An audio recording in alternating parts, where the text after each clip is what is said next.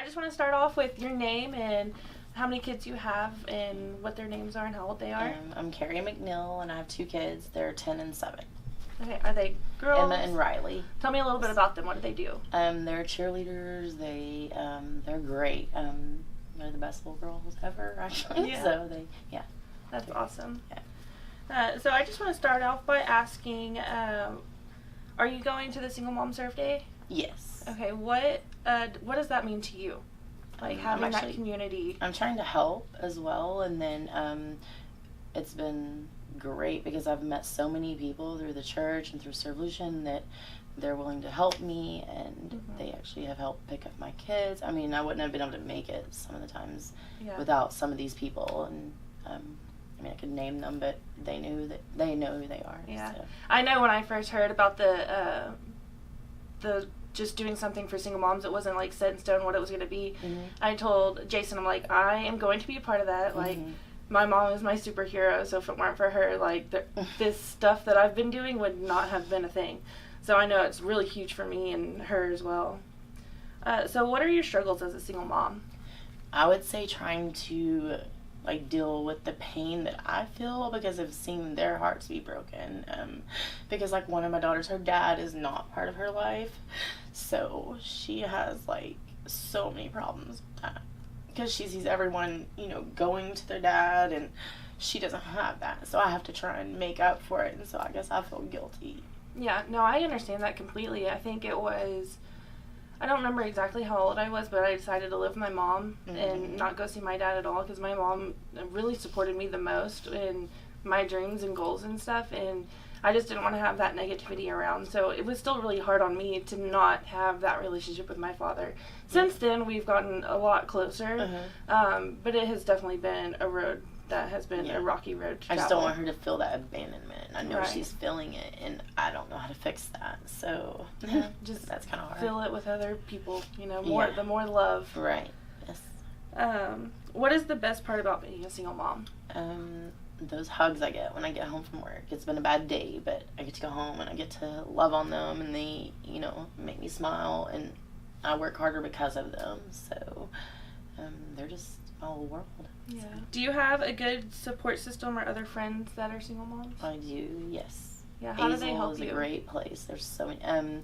If I need, someone to watch them while I'm working, or things I need to do, then I have people that will help me with that if I ask. But sometimes it's hard to ask for help. I do have a problem with that. It is hard to ask for help because you want to be able to do it all yourself. So. Yeah, that's the great thing about Azel is usually when you just mention something that you need help with, there's always going to be somebody to jump on it. Yeah. And I love that about Azel. That's what brought me back here. I know. I came back to raise them. What advice would you give other single moms? To always know that God has it, because there have been times I didn't know what I was going to do that next day when it comes to maybe money or whatever, and it just always works out. And I can't, or people cannot I just wouldn't stress over it all the time like I did for a while. And I had to learn that it's not in my control. There's already a plan.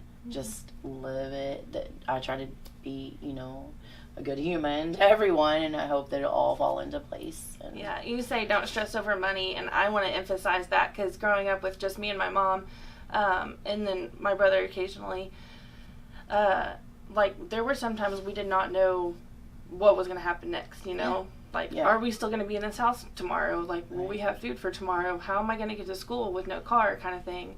And it just, everything always planned out, perfectly, just recently, I've been what am I going to do for a job? And then, bam, something happens. And I do have a story about that. Yeah. Too, like yours. I did just lose my home to my ex, and my family owned it for 23 years. So he got awarded the home. So my daughters and I do not have a home at this point. So, but everything worked out, and, I prayed, and I said, God, I had the Bible right there, and I said, just give me something to read and I opened it up, and it was Samuel 11:9, and I looked at the meaning, and it said, by the next day at 12 o'clock, you're going to receive, everything's going to be okay, and it was all about fighting over a home, It was like really weird, and my girls were there too when we did this, and so now we're trying to build our new house. We've cried over it because we don't want to leave our home, but we have to. So that's been hard, but He has it. God has it. There's been a new job that came up. I got my, I already had the home loan and everything ready for the divorce, but so now I have to find a new house, but it's all working out. That's amazing. Land came available. My uncle's going to help me build the house, all kinds of stuff. So that's amazing. Yeah. Yeah, everything happens the way it's supposed to, whether it's the way you want it to or not. Right. Yeah, that's what Well, thank you so much for joining us today, and I hope to see you at some survey.